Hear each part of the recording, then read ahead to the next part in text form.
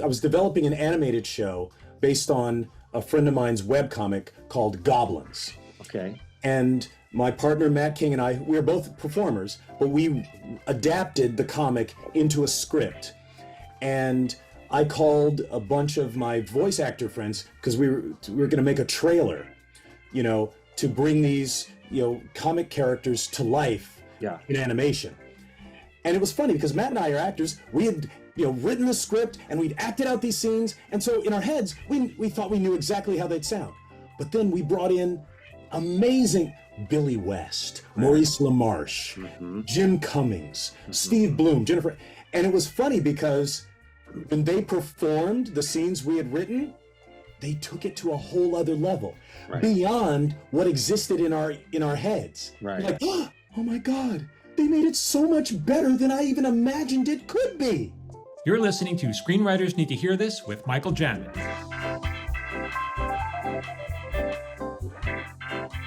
Hey everyone, it's Michael Jamin. Welcome back to Screenwriters Need to Hear This. I got another cool episode. I was so excited about this, I tripped over my own words.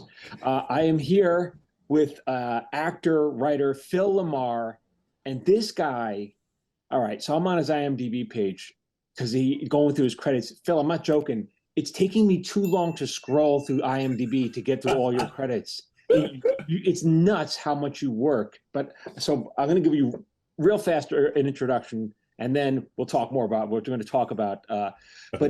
So this guy does a ton of voiceovers. I think we met on King of the Hill, and I know we worked together on Glenn Martin DDS, but you know him from Futurama, from Beavis and Butthead, Family Guy, The Great North, every single adult animated show, a ton of kids shows, Bob's Burgers, that's adult, of course, Rick and Morty, Bob's Burgers movie as well. I mean, I'm going through all your stuff here. It's nuts. You were a writer performer on MadTV for many years. And I think I'm sorry to say this, but the coolest role that everyone knows you, that you get recognized most from, right? You know what it is you were in Pulp Fiction and you had your head blown off in the back of the car. And I remember watching and like, oh my God, they killed Phil. I mean, how awesome is that role? Oh man. But so Phil, thank you for doing this. Welcome to this. And I want to talk all about your amazing career. But now tell me, so how did you get into acting? When did you decide you wanted to be an actor?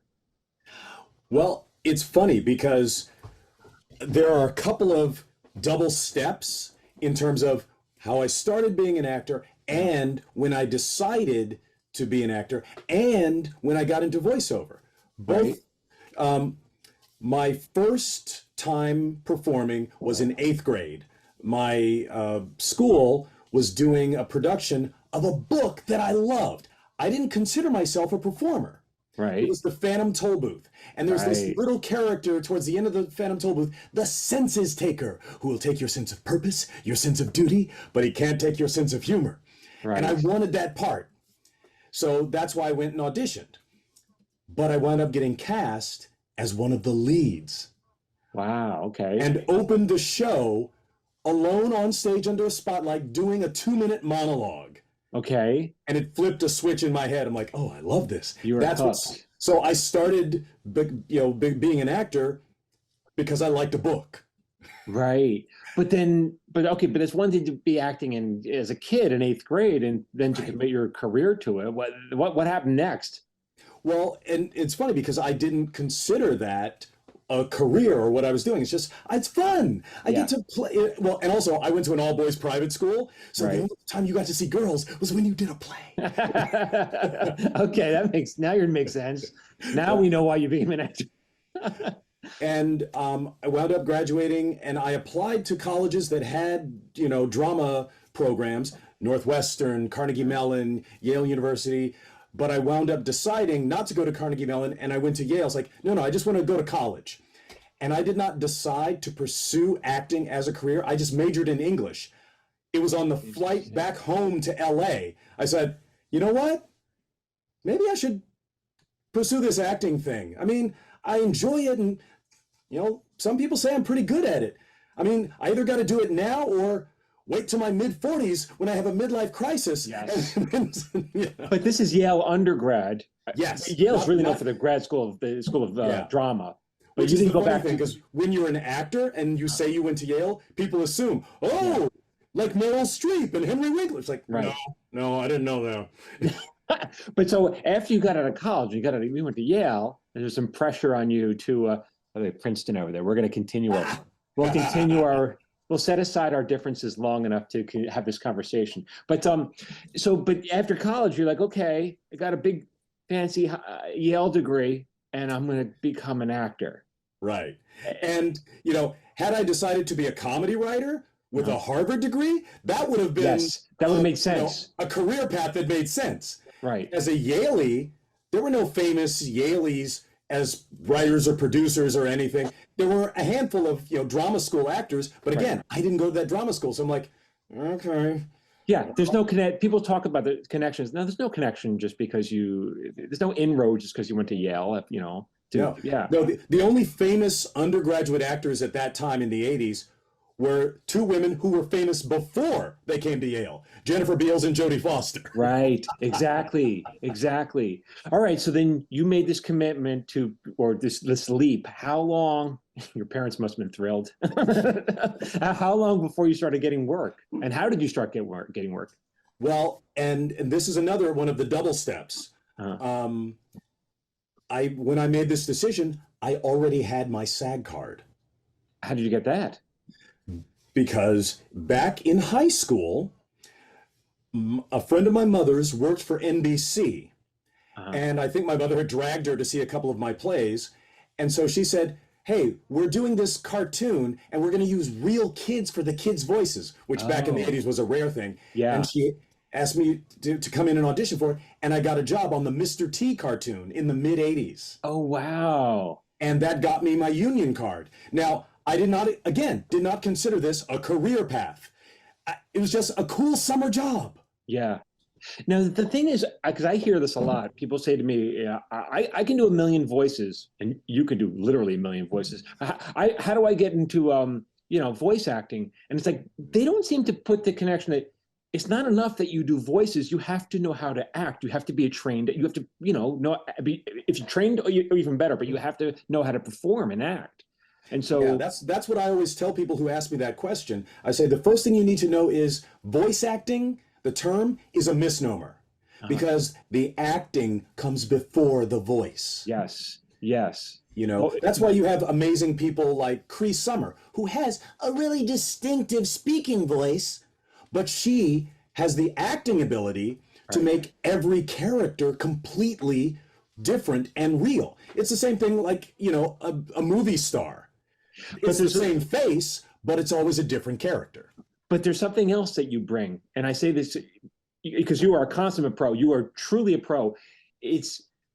For what you bring to it that other actors, that non-voice actors, I guess, I don't know what you would call them, but have. But when I'm directing a voiceover actor, sometimes if they haven't done a lot of voice acting, they don't realize they're using their face or their body. And you say, no, I see you're acting the part. I see you're playing mad, but I have to hear it in my ear. And so I don't look at them when I'm directing. I want to hear it. And right. And so to talk about that a little bit.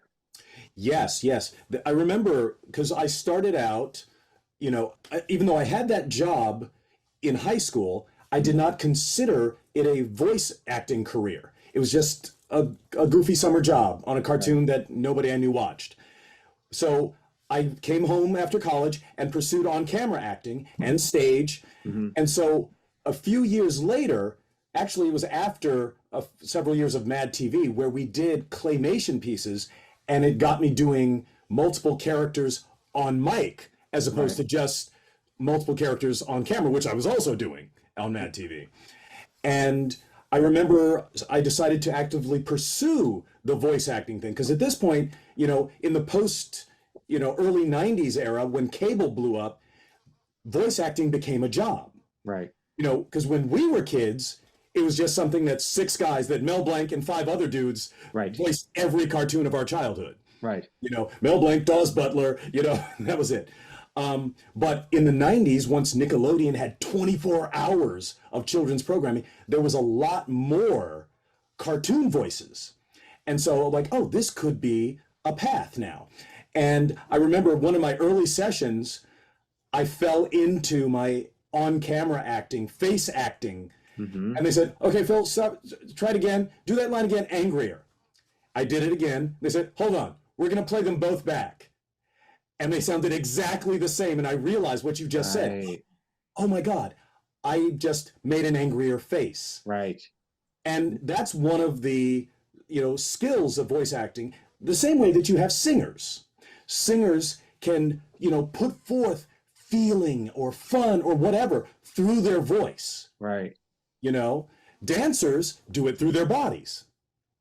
Right. But when you perform, let's say you're doing something on camera, how much thought do you give? I mean, is it just second nature to go, okay, now I can use the rest of my body, or how much thought do you have to go in between different, skill sets? I guess.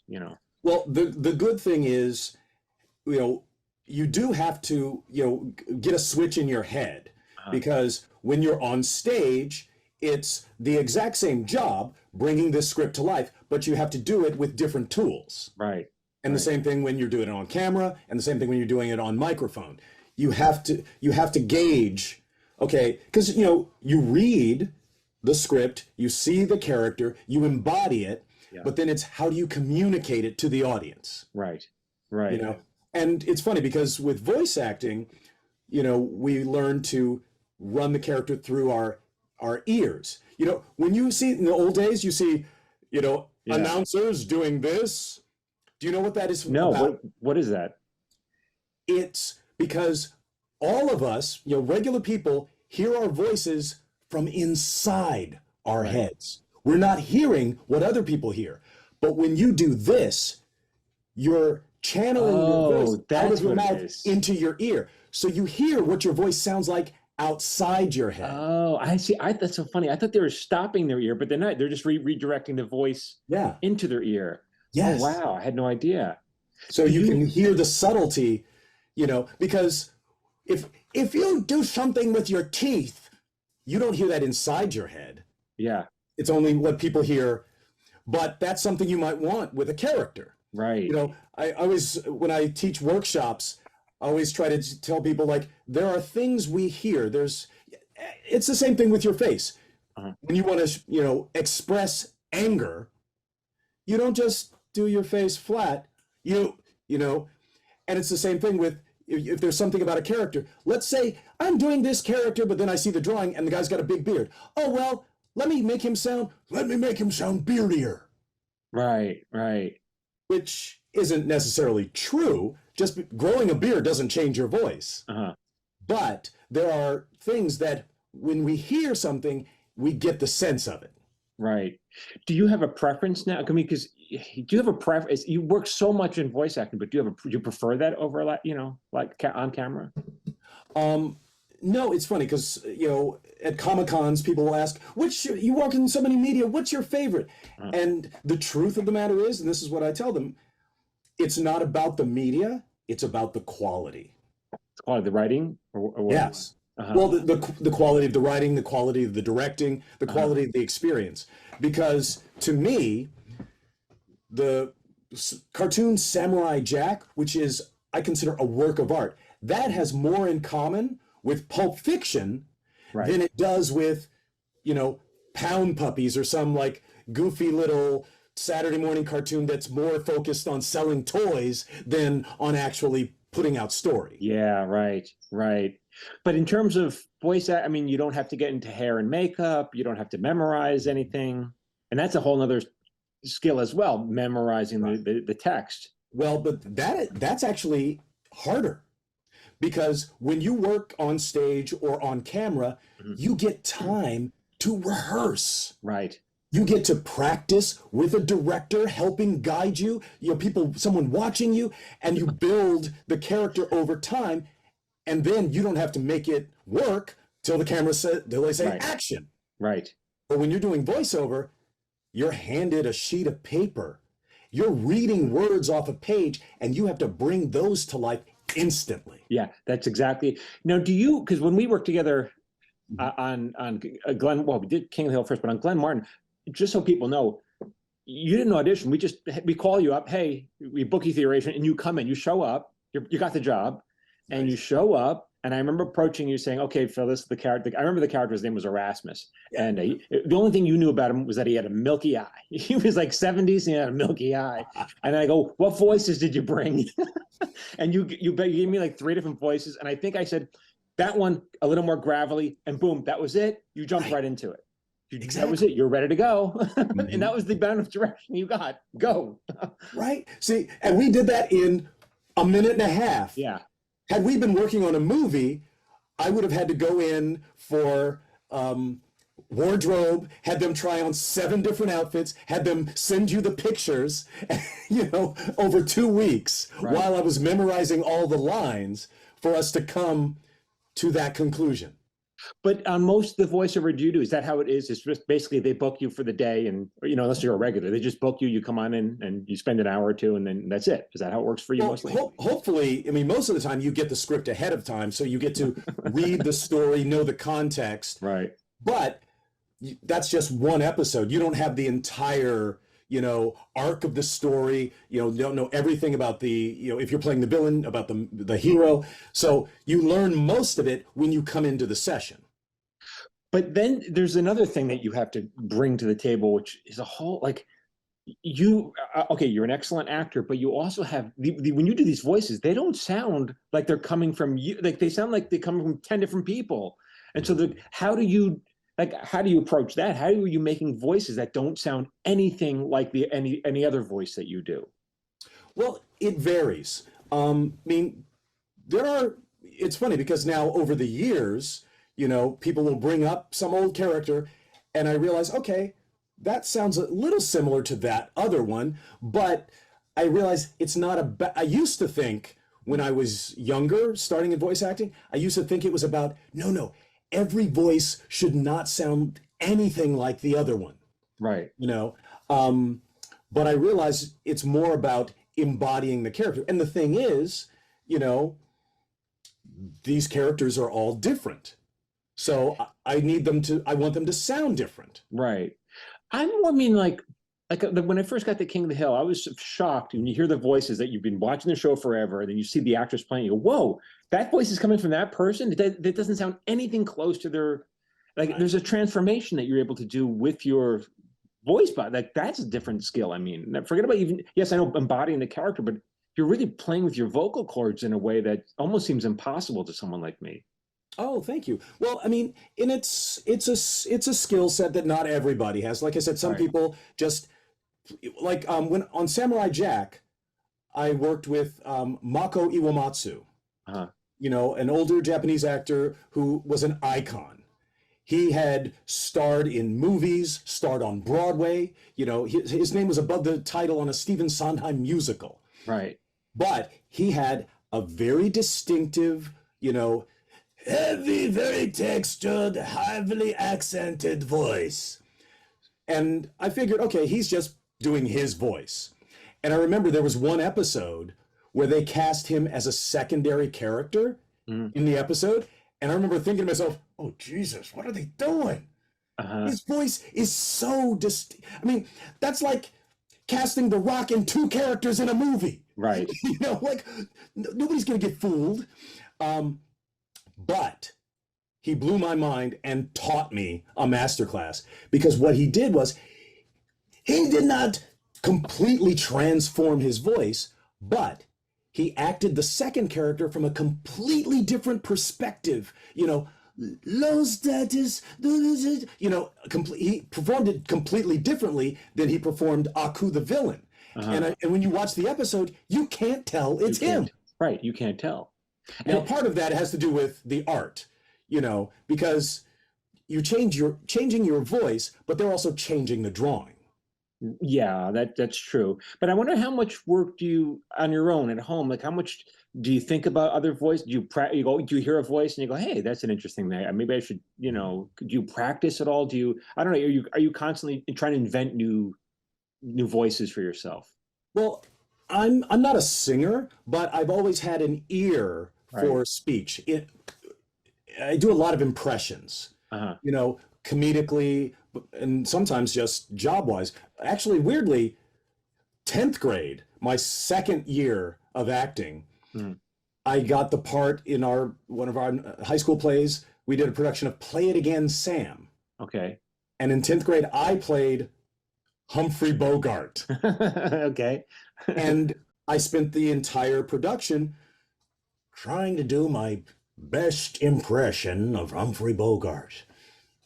If that plane leaves and you're not on it, you'll regret it. Maybe not today, maybe not tomorrow, but soon, and for the rest of your life. And so I watched a lot of, videotapes of Humphrey Bogart, and I also had to learn how to do that impression and project it Right. in a theater, because there was no microphone. But I think maybe that helped start me on the, aping people's voices thing, which when I started doing sketch comedy, Right. I leaned into that too. Oh, I'm gonna do a Michael Jackson sketch, Right, because how is that? You were talking about, so that brings us to MadTV. So there goes your. I don't know. How did you get that audition? What did you bring? What did you bring to that audition? For yourself.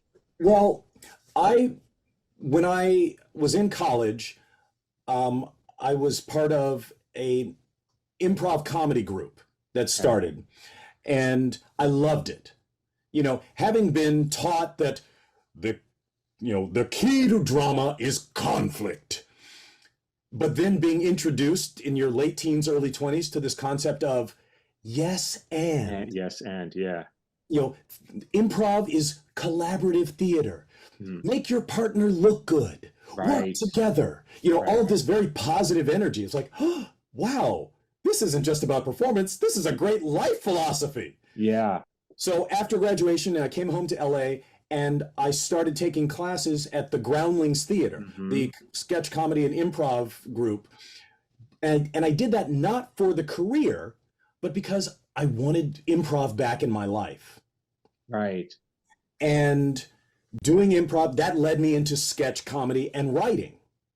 Right. Because that's what the Groundlings do. It's like, okay, that's a great improv. Write it down. Right. Yeah. Now do that character again. Come up with another scene for him. And so that's what you brought to the audition, like what, 3 different characters or something? Well, by the time MadTV came around, I had been doing sitcoms, from the early 90s to the mid 90s. This was 95. Right. So I went to audition for MadTV, and the people at Fox had seen me guest on a bunch of shows. Right. And in fact, I went to audition for MadTV in what they call second place because I had done a pilot for Fox before Mad.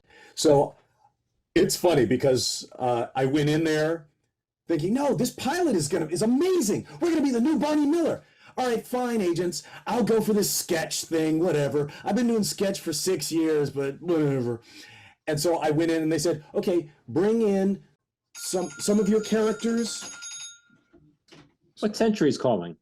That's your phone from 1970? Right. Or is that an alarm clock? No, I forgot to. What's your phone? It's your iPhone. It's my agent calling. Oh, I don't need to talk to them. That's Hollywood. Yes. Yeah, I can't believe your agent actually calls you. Mine doesn't call. All right, let me go back. Yeah. We're gonna put all this in. This is all funny. Well, anyway, I went to audition for MadTV, having done several years at the Groundlings and having been voted into the main company of the Groundlings alongside Jennifer Coolidge. So you were that's great. So you were performing regularly on stage. Okay. So sketch comedy was solidly in my back pocket. Yeah. And, I'd finally started making a living as an actor. I didn't have to do my day job, just doing guest spots and whatnot. And I went in there without any sense of desperation. I don't need this. Right. I've already got this pilot. And they said, okay, bring us your characters and a couple of impressions, and we'll show you a couple of our sketches. So there were 3 steps to each audition. And it's funny because later, after I got the job, I talked to the showrunner and he said, oh man, you were so relaxed. We loved it. Oh, wow.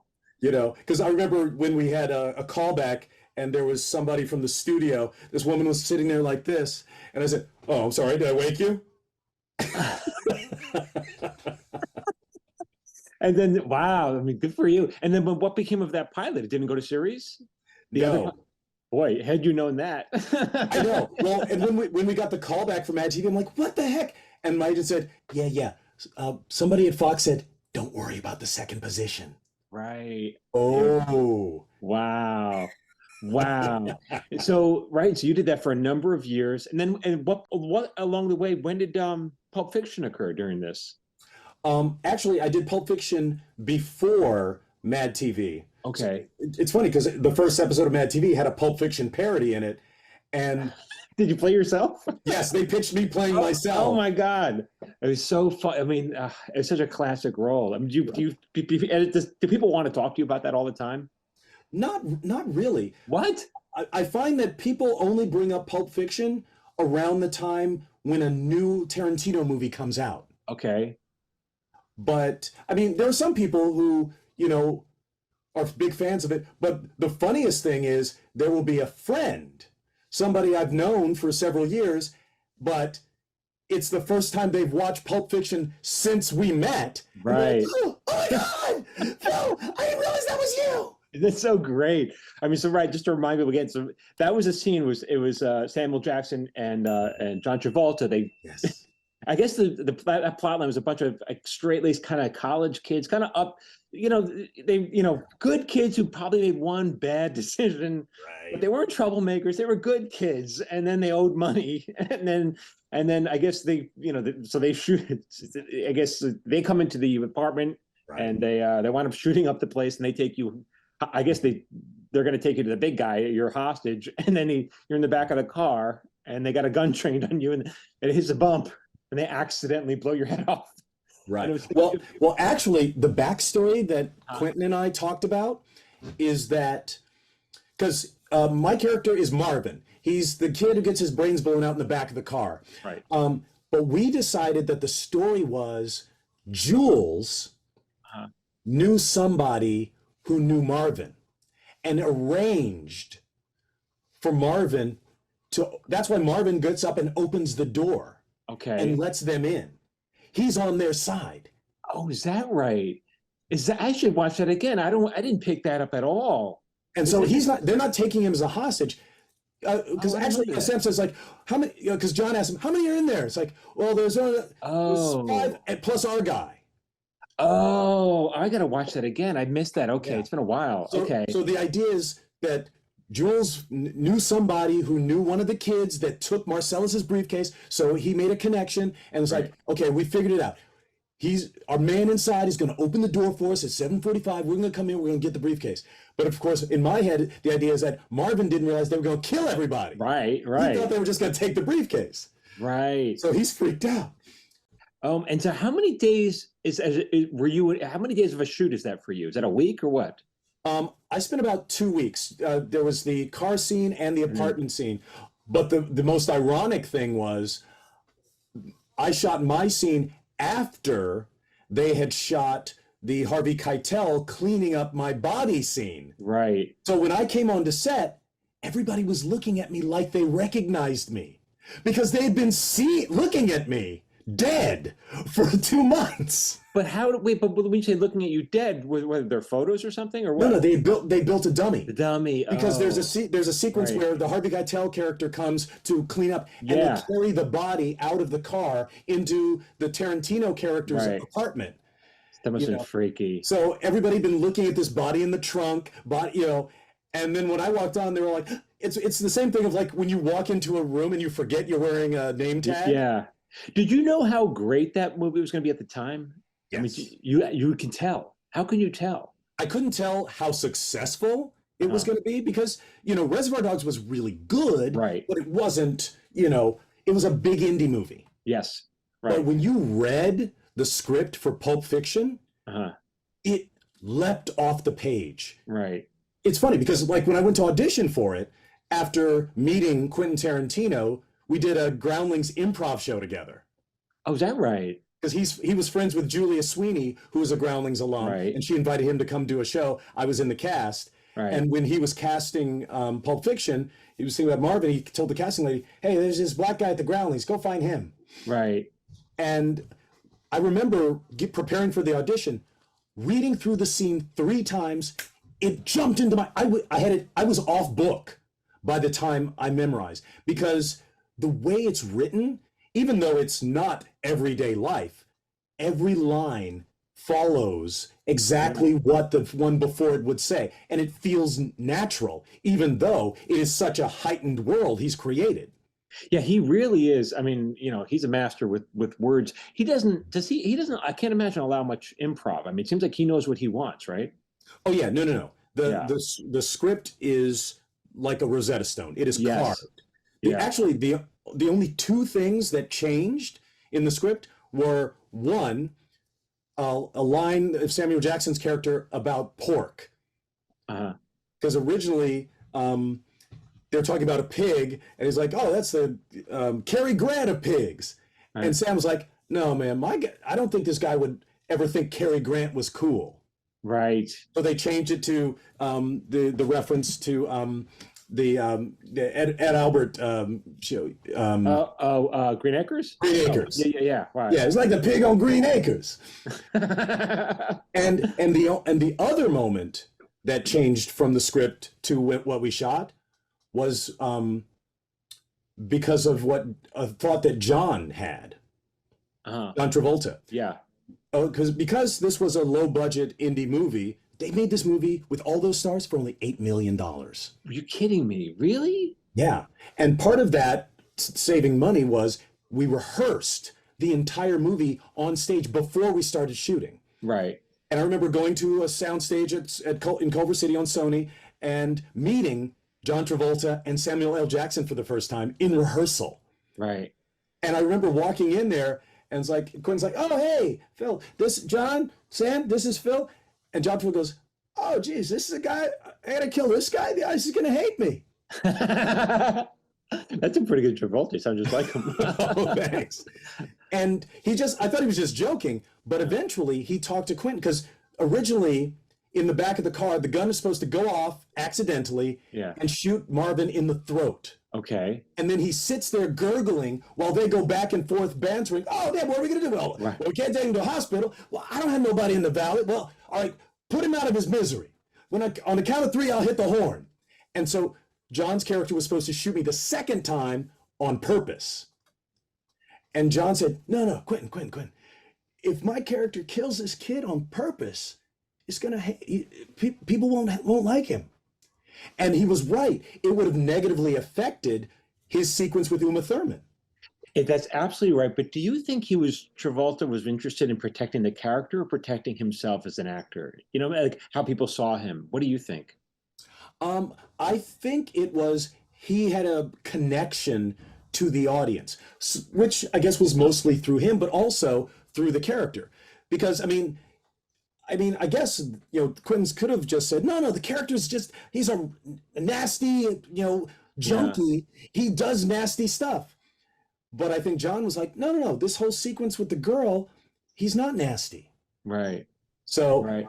And Quentin agreed with John's take on the character.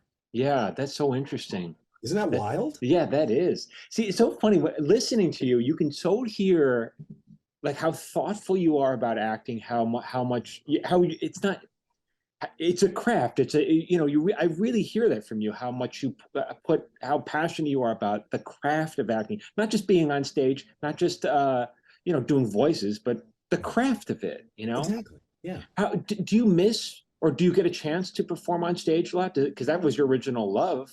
Mm-hmm. Yes. Thankfully, I'm still holding on to my performance foundation. My friend Jordan Black, who is another Groundlings alum, about 12 years ago now, created a group. And we do a show monthly, live on stage, an improv show at the Groundlings called The Black Version. It's an all-black cast, and we take a suggestion from the audience of a classic or iconic motion picture, and then we improv the black version of it. But what if you're not familiar with the classic? Well, that's the tricky part is our director, Karen Mariyama, who was one of my teachers at the Groundlings and is now one of my peers, has an encyclopedic knowledge. She can take a movie from the black and white era and know the entire structure, or something that dropped on Netflix last week, and she knows everything. But what if you don't know it? Well, what she does is she as the director, she guides the scenes. Okay, all right, Phil, you're gonna play this. Like let's say we're doing the black version of Princess Bride. Phil, you're this swordsman who is incredibly skilled. Audience, what do you think his name? Okay, Inigo Montoya. That's your name. That's funny. And like she'll assign the characters and then guide us from scene to scene. But our choices. Like when we did the black version of Princess Bride, it was called Her Mama and Them, and Prince Humperdinck was Prince Humpty Hump. Right. And sometimes the choices will change the line of the story, but she tries to keep us, take us through the iconic scenes. Right. And this is once a month you do this? Yes. That's a big commitment. I mean, and for 12 years. Yeah. It's wild. Yeah. I mean, you probably took a break during the pandemic for a little bit. Yes, we did. But wow.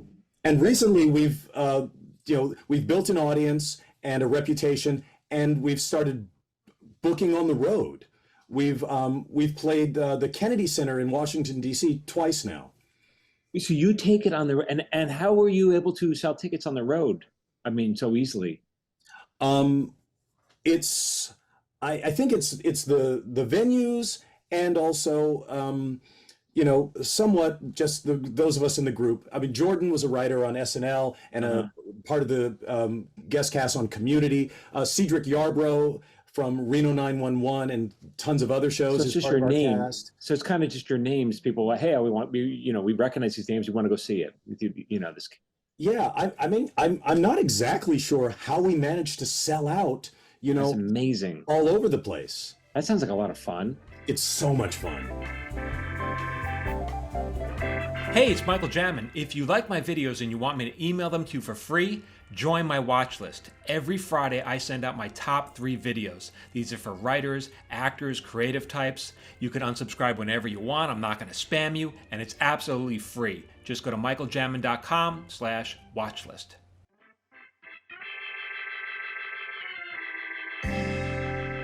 Wow. I mean, is there a limit to how much you can? I mean, just organizing that to get everyone to get the time off. I mean, that's got to be logistically. Yeah. The tours aren't that we don't do them that often because Gary Anthony Williams from Malcolm in the Middle and stuff. Everybody in our cast works a lot. Yeah. So we can really only guarantee the show once a month. Right. But sometimes when we tour, not everybody goes. Because you have to. I mean, if someone books a part and you're shooting that at night, what are you going to do? That's the way it is. Or you have to fly to Vancouver for 6 months. Yeah, right. And that's part of the plus of being for doing a lot of voice acting is that you probably get to lead a pretty sane life. For an actor, it can be very hard. Being on the road. And it's also one of the wonderful things about the progress that has come since we started the show because. Part of the reason Jordan created the show is because those of us in the improv world, who are people of color, oftentimes spent the majority of our time being the one. Yeah. But over the years, the numbers, the diversity in the improv world, expanded. It used to be a very suburban art form. Yeah. But now, I credit this mostly to Wayne Brady doing Whose Line Is It Anyway? Yeah, right. Yeah. And so that really opens up more opportunities and more of what that's interesting. That that really has changed a lot. How have you seen it change your opportunities in the past, I don't know, whatever, 20 years, 30 years, however long? Well, it's changed in a lot of ways. One, when I got voted into the Groundlings in 1992, I was the first Black person to get voted into the company in its 18 years of existence. You're kidding me. Yeah. That's crazy. That's crazy. And now the pool of black people who are groundlings has expanded. It's not just one every 18 years. Yeah, right. But and in terms of more more opportunities for you, even I mean everything's really opened up for you, right? I mean, I imagine. Well, because we have those of us in entertainment have expanded. Yeah. What we consider will work. I was talking. My son just graduated from NYU, and one of his classmates is the son of the woman who directed The Woman King. Okay. That Viola Davis, Right. action movie. Right. And I remember watching it and thinking, oh my God, when I was 18, no studio in the world would touch that, right?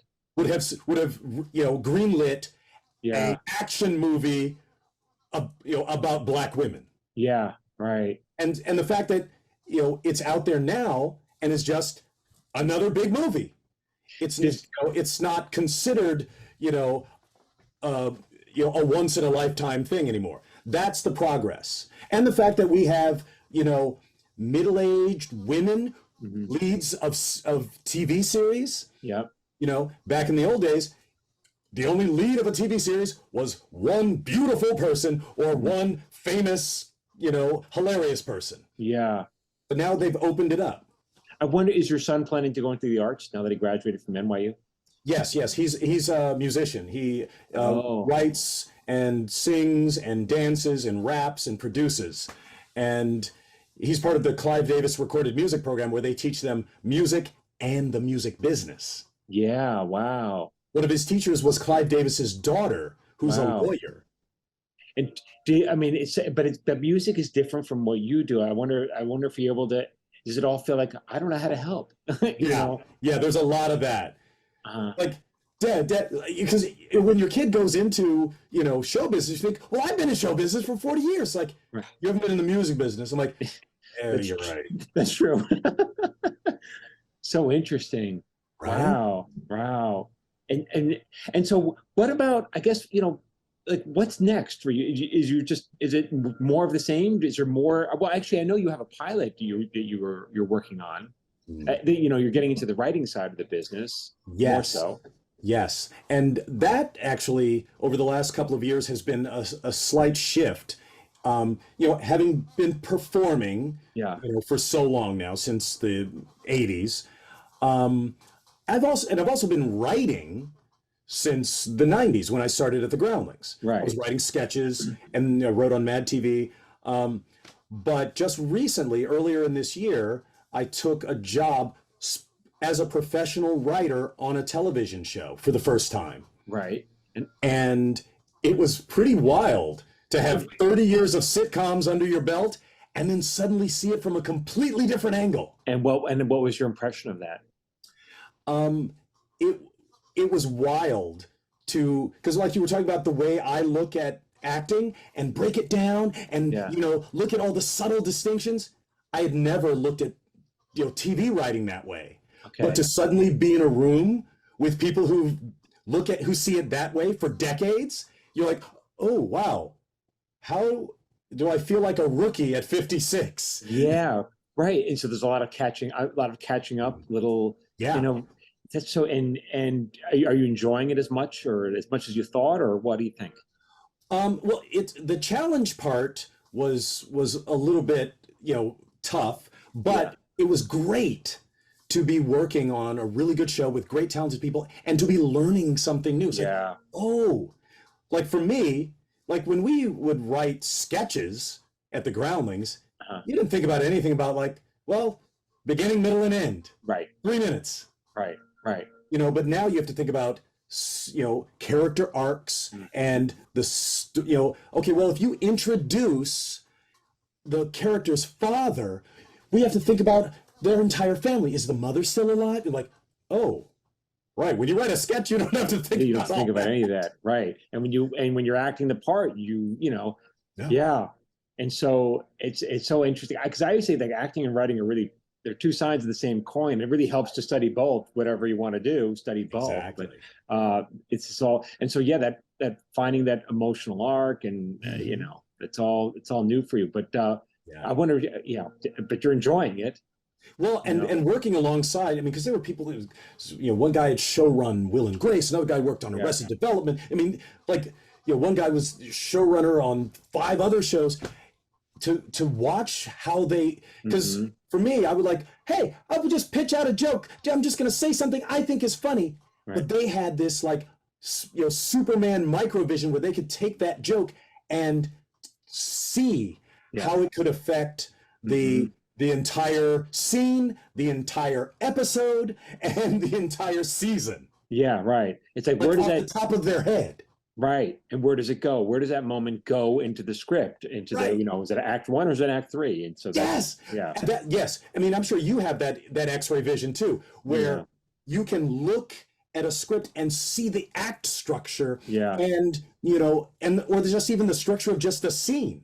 Yeah. Like, what is this character, where do they start and where do they finish? Yeah, that's right. Well, we ran a show for Mark Maron for 4 years, and he was one of the writers in it, and he would pitch an idea because I want to say this, and then we put up an act 1, and then I remember at one point we were talking about it, and we said, Mark, I don't think this can go in act 1. Is it okay if we put it in act 3? And he's like, oh, I don't care where you put it, as long as it's in the script.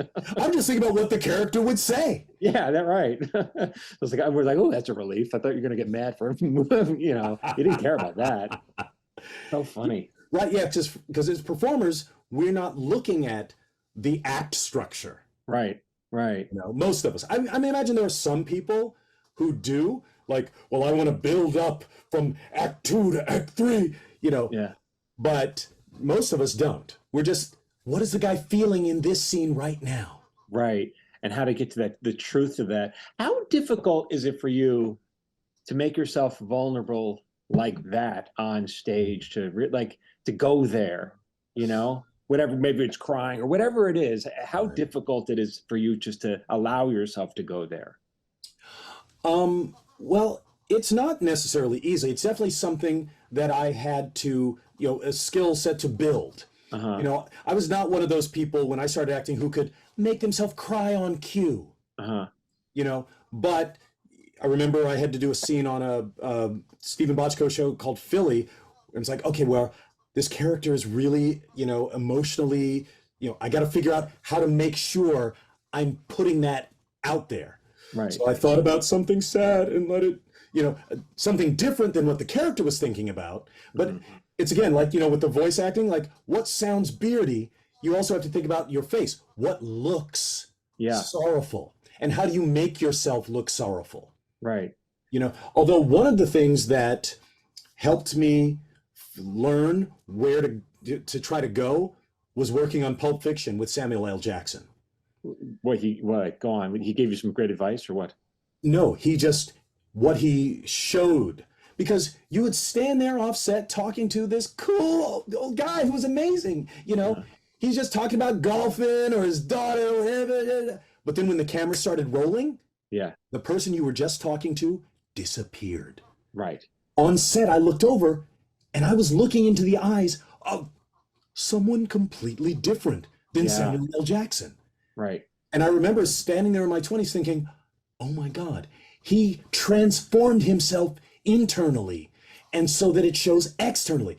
Yeah. I got to learn how to do that. And then how did you learn how to do that?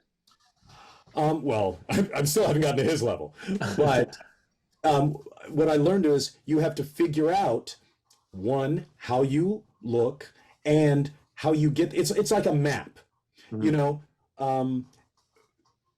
if you figure out how to guide your internal self to a place where your external self does what's on the page.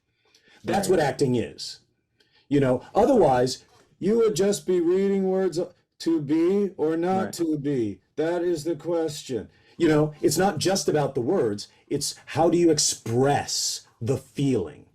And Sam taught me there is a way where you don't have to do 9 minutes of maybe to get into character. Okay. If you know the root within yourself, you can do it like that. Right. So I realized it was about learning your internal, where do you put your sadness? Where do you put your anger? And what's the difference between your anger and this character's anger? Guide yourself there, and then, connect the two. And do you have moments where you feel like, I didn't do it, I didn't get there, Well, I mean, that's the one good thing about on camera work, and what we were talking about the rehearsal is you can take the time to find it. But yes, no, there's always, not every job is a home run. You're like, oh, I wish I had gone a little bit deeper with that, and sometimes you feel it there. Yes. Other times you don't realize it until after you see it, and maybe it's they picked a take that you didn't. No, that wasn't the best one. Why didn't they? Nothing is ever perfect. Right. And but do you, like, sometimes I'll be on set and I'll watch an actor do something, usually it's drama or a dramatic moment. Right. And they let it all out. And afterward, you'll cut. I'm always like, I wonder if they need a moment alone. You know what I'm saying? It's like, I mean, what's your take on that? Well, I mean, I'm not a method guy. I don't put myself into, because you hear a lot about that, about a guy who's like, yeah, man, I had to play this character and my girlfriend hated me for a month because when I went home, I was still part of that dude. Yeah. And I don't know if it's my improv and sketch background where I take my character off like a hat. I don't take them home, and I try to embody it during the performance, but I don't feel it's required to have to be the character. Right, but if you spend a whole day as a character, it can be draining. Yeah, right. It can be draining, right? You have to wash yourself of that. If you don't like that, if you don't like that person, you have to wash yourself of that, right? And how do you do that? Yeah, well, I mean, that's about, when you leave the set, you leave those feelings behind. Although some actors don't. But you've just experienced, you spent the whole day experiencing that, that whatever it is, and yes, I understand you left it, but you spent the whole day angry or mournful or bitter or whatever it is. Like, how do you still have to wash yourself from that, don't you? Well, but I mean, for me, I'm not fooling myself. I'm not trying to convince myself that the script and the character is real and me. Because that's the thing. Like, if you spend all day with your drunken uncle who's nasty on Thanksgiving, that's not fun. Right. And then when you leave, you're like, ugh.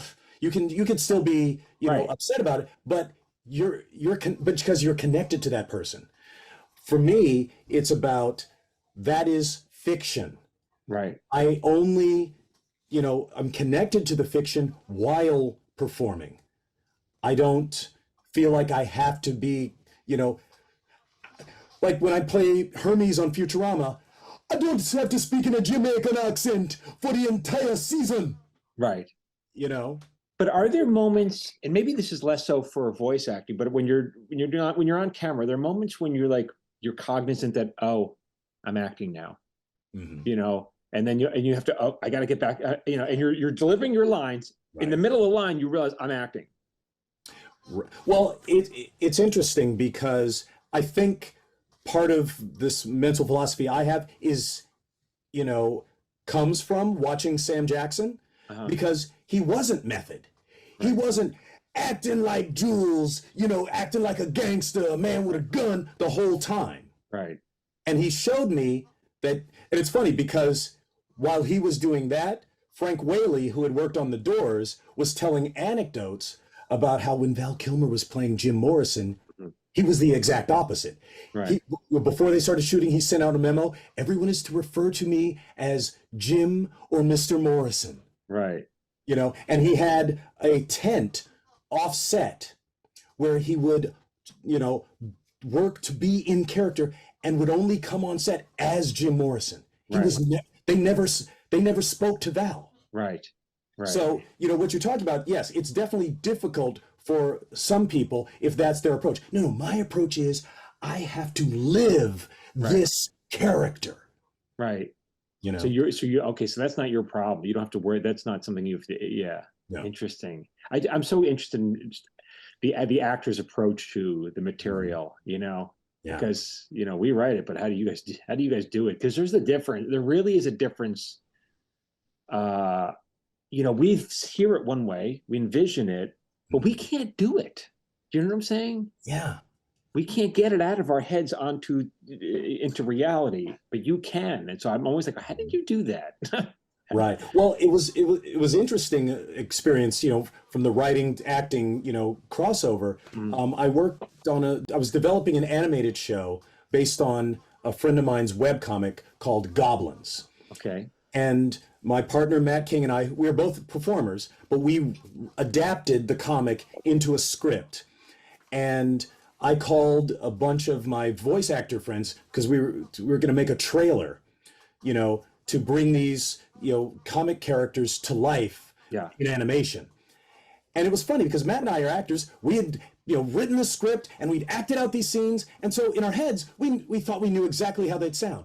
But then we brought in amazing Billy West, Maurice LaMarche, Jim Cummings, Steve Bloom, Jennifer. And it was funny because when they performed the scenes we had written, they took it to a whole other level beyond what existed in our heads. Right. Like, oh my God, they made it so much better than I even imagined it could be. Right. Right. And it was wild because I'd heard writers, you know, express a similar kind of thing. It's like, oh my gosh, you guys did such amazing with, but to have it, you know, as someone who'd been a performer, to have someone take your writing and do that miracle with it was an eye-opening experience. Like, but there's something else that you do, because, you know, there's a handful of actors, voiceover actors. They always work. You're one of them. For a pro, you call them in, and it's knowing, especially in comedy, knowing how to hit the joke. I mean, we always say all the time, can they hit a joke? And knowing where the laugh falls, not just somewhere, but which word makes it funny. You know. You know, and do you think that's your instinct, or is that just something you've gotten better at? Yes, I think that's something that has grown from performing, especially in the sense of comedy, because I remember, you know, starting out on stage, doing, you know, plays, then doing improv, which is specific comedy. Because when you're doing a play, the writer has decided which moments are funny, which moments are dramatic, you know. But when you're doing improv, you and the audience are deciding what's funny. Right. And I remember coming, you know, back to LA and pursuing acting and then starting to get work on camera and doing comedy. And I realized, oh, wow, I don't have an audience. Yes. And you have to create a gauge in your head for, is this funny? Because when you're on stage and you're doing a funny bit, you can feel from the audience whether, oh, I need to push that up a little bit. Right. But when you're working on camera, the crew is not allowed to laugh out loud. Right. You know, so you have to create an audience inside you, an internal audience in your head to help you know, is this the timing of this? Right. And it's funny because I've developed that, and a couple of years into it, I remember I got a job working on NYPD Blue, playing a guy who was being questioned, you know, interrogated in the police station, and then gets roughed up by Ricky Schroeder. But the lines, because this guy's on drugs, and I remember like, oh wow, I got to be careful. This could be funny because he's doing things like, because Ricky Schroeder, you know, sees blood on his clothes, like, take your clothes off. It's like, and the guy, take my clothes. What you gonna do? What? You ain't gonna put no broom on my ass. Right. You know? And I remembered I have to gauge the funny way to do this and not do that. Yes. Right. Right. Because, you know, I realized, no, pull back the tempo and lean into the anger, not the outrage. Right. Right. You know? It's so and then it'll be dramatic, not comedy. It's, again, here you are approaching it really from the craft. It's not, I just wish, when I hear people, I want to be an actor. Okay, take it serious. Are you going to study? Or are you just going to, do you want to be famous? What is it you want, you know? Right. And well, let's talk about that for a second. What's your relationship with fame? How do you, you know? Well, that's a very interesting thing because I feel like that has changed from the generation, like when you're our age, when we were growing up pre-internet, fame only applied to stars. Yeah. Right. Now, you know, I mean, nobody knew voice actors. The only voice actor anybody knew was Mel Blanc. Right. You know, people to this day still don't know what Dawes Butler looks like. Right. But now anybody who appears on anything, even a YouTuber, Right. has some level of fame. Right. You know, and it's wild because of the internet, you know, it now matters what you say. In the old days, if you were a television character actor, like if you were Richard Mulligan, Yeah. nobody was ever going to post what you said about something. Right. It was only if you were Joan Crawford, Right. or, you know, Marilyn Monroe, like they would be, you know, but nowadays people have access to everyone Yeah. that they can see anywhere. So to me, the level, what we call fame, has now expanded, Yeah. you know, in a much greater way, but it's also changed the way people think about performance, you know, and in some ways that's good because, like, oh, well, maybe I shouldn't do that, you know, that stereotypical character because, you know, but in the old days, back in the 80s and 90s, if I was playing a stereotype, you know, gangbanger, which I did, Right. I didn't think about the negative impact of this episode of WIOU on CBS, the negative impact that would have on society. It's Yeah. like, no, I'm just an under 5 on a non-top 20 show. Yeah. Right. So But you have to- nowadays, it could go viral on Twitter. yeah. So you just gotta be more. You just gotta be more careful about it, I guess. You be more thoughtful. Or just about more what you're doing. conscious of it. Yeah. Back Right. then, you just thought about, is this paycheck going to clear? Yes. Yeah. You know, it's funny because I spoke to a group of kids at my daughter's high school about identity in entertainment, and I told them about some of the progress, what I perceived as progress. Yeah. Back in the 80s, you know, there were a bunch of us, you know, young black actors trying out to play gang members. Yeah. Those were always the bad guys in the 80s and 90s in a show, you know. And for most of us, those were the only parts. Right.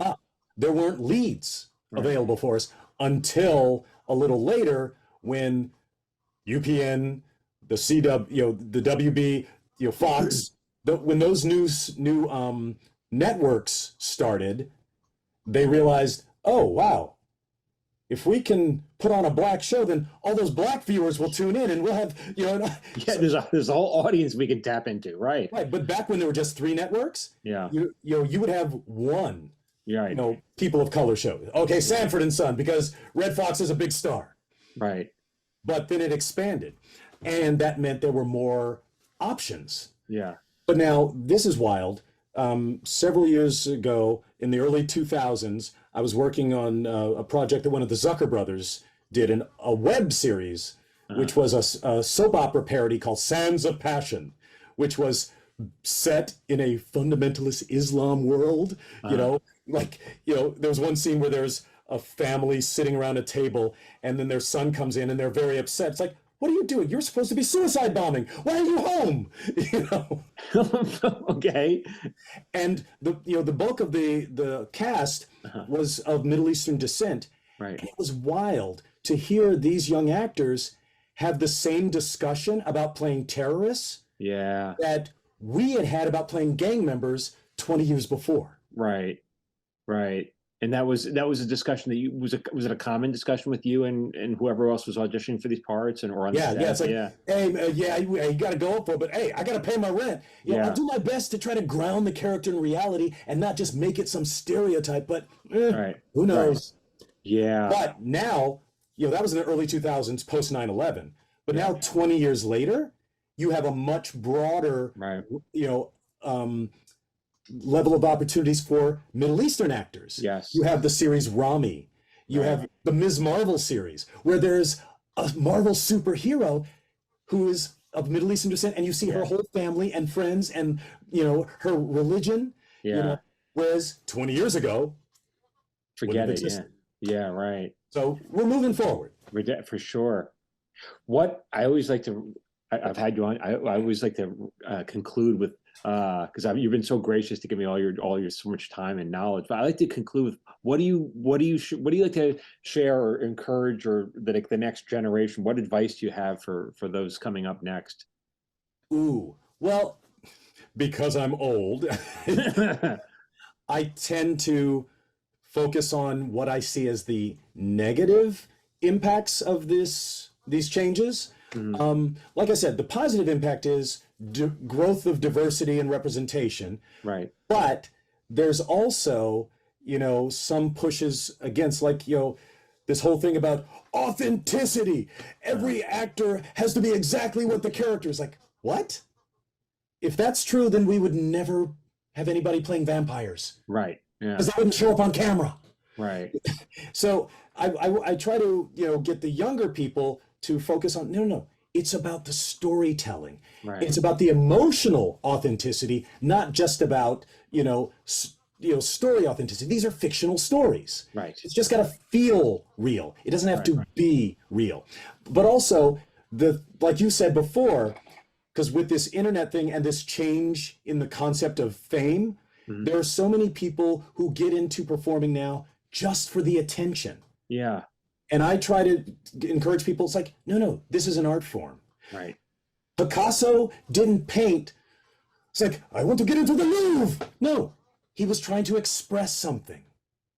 That's well, now you really, but now I'm going to take more of your time, because now I want to hear what your thoughts are on this, because AI is coming, and to me, but it's exactly what you just said, which is art is creating something from the human experience and expressing it so that you can better understand yourself, the world, and that so others can better understand the world. But the key word I just said is understand the human experience, and AI is not human, at least not yet. It's not sentient, and yet here it's coming for our jobs. And I don't know, what are your thoughts on this? Well, the scariest thing about that to me is, I believe that there will definitely be a gap between what the computer creates and what a real artist would create. Right, but by definition, it can't create art. By my definition, at least, it can't create art because it is not human. But go on. But the problem is, if the people who are financing it, if the CEOs of the tech company, the people who are making the decision about the content, don't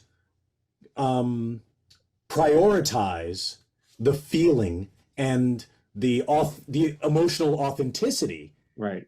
They're just going to go with what's the algorithm responding to. And I feel like if they start pushing this AI thing, more and more, it's going to turn creative, writing and performance into the same mentality that they use about clickbait. Because in the old days, you put out a headline because you wanted to give the people information about the article. But when we moved into the world of infotainment, no, this headline is just to make them click on it. It doesn't matter if it's true. It doesn't matter if it's really what the article is about. We want to draw their attention. Right. And that's what the AI, the algorithms are going to do. They're going to, they'll go through all the data of our art and say, which ones have gotten most attention, which have gotten the most clicks. And so that's what they're going to pick. So it won't be about the best feeling, because, when an executive reads your script, they can break it down according to other things they've read, but they can also have an internal feeling about it. Right. But the machine will not. See, that's so interesting, because that analogy I'd never heard before, that clickbait analogy, which is very interesting. That's actually getting me some thought. Yeah, right. It's going to be about until it becomes sentient, if that's and then it'll actually have an experience. But I don't know. But I wonder if people will appreciate what you and I appreciate about art. I wonder if it doesn't matter to them. I don't know. Ooh, you know. you know? Well, I feel like, that people will feel the difference that the machine cannot feel. Because, this whole idea of when you tell a story that is specific and rooted in your feeling, it has a universal appeal. It doesn't Exactly. just appeal to the exact same people who've experienced the same thing you have. Right, right, You right. know? It's the specificity that makes it universal. Exactly. Yes. But can AI, will AI be able to do that? And will anybody care? Does people care as much as you and I do? That's what worries me. Well, what worries me is that the people making the decisions won't. I think I think we already know that. I think they're going to go for whatever's cheaper, Right, right. So, yeah. Well, I mean, the whole mini room thing, I think, is an Yeah. example of that. It's like, Yeah. wait. I mean, imagine you have an auto factory, and I'm just going to have 4, robot arms do the same thing that 700 human workers would do. It's like, Right. well, you're only going to make 4 cars a day. Yeah. Right. Yeah. But I'll just sell them for more. Yeah. Right. Yeah. Yeah, because all they care about is the money. Yeah. They don't. It's so interesting because I just wish I wish they'd take a writing class or an acting class. I wish they understood what goes into it, and instead of treating it like, the assembly line. Yeah. Yeah. Wow. Phil LaMarr, this has been such an interesting discussion. I really appreciate it. I really appreciate, again, I'll say it again because it needs to be said, the amount of attention that you bring to your craft and your dedication. I don't know. To me, you approach it like a student. It seems like you're constantly studying, Oh, what more can I learn about what I do? You know what I'm saying? Right. That's, and what you do rather, like what more can you learn about what you do so that you can become better at it? It's just fascinating to me. I have so much admiration for you. Thank you so much. Oh, thank you. Yeah. And I feel the same way about you and the things that you post about writing. I mean, I'm like, oh my God, anybody who clicks on your Instagram is getting a free masterclass. Thank you. Because you have that same focus on the craft and but you communicate the ideas about it so well. Thank you. Yeah. We love it. That's all. We love our jobs. We just want to keep doing it.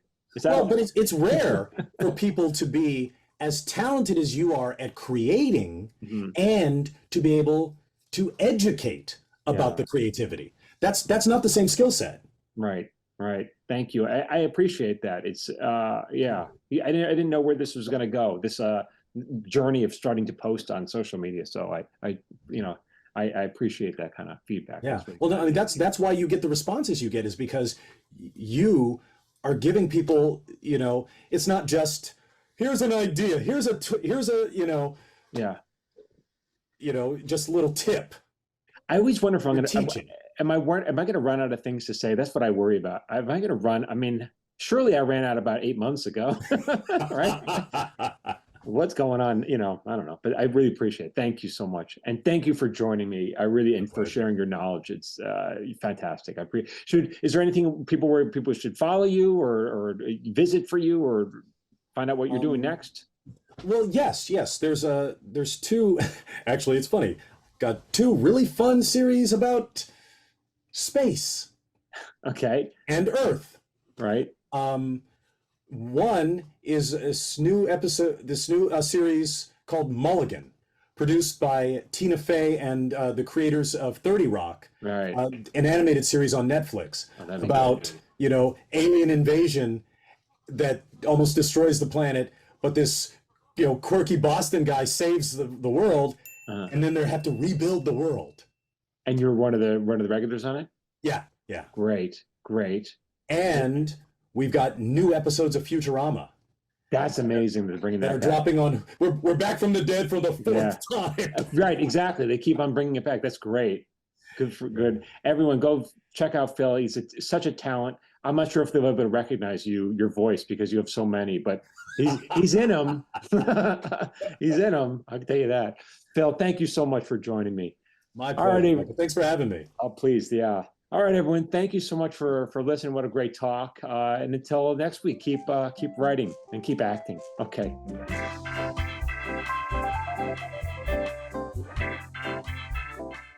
This has been an episode of Screenwriters Need to Hear This with Michael Jamin and Phil Hudson. If you're interested in learning more about writing, make sure you register for Michael's monthly webinar at michaeljamin.com/webinar. If you found this podcast helpful, consider sharing it with a friend and leaving us a 5-star review on iTunes. For free screenwriting tips, follow Michael Jamin on social media at Michael Jamin Writer. You can follow Phil Hudson on social media at Phil A. Hudson.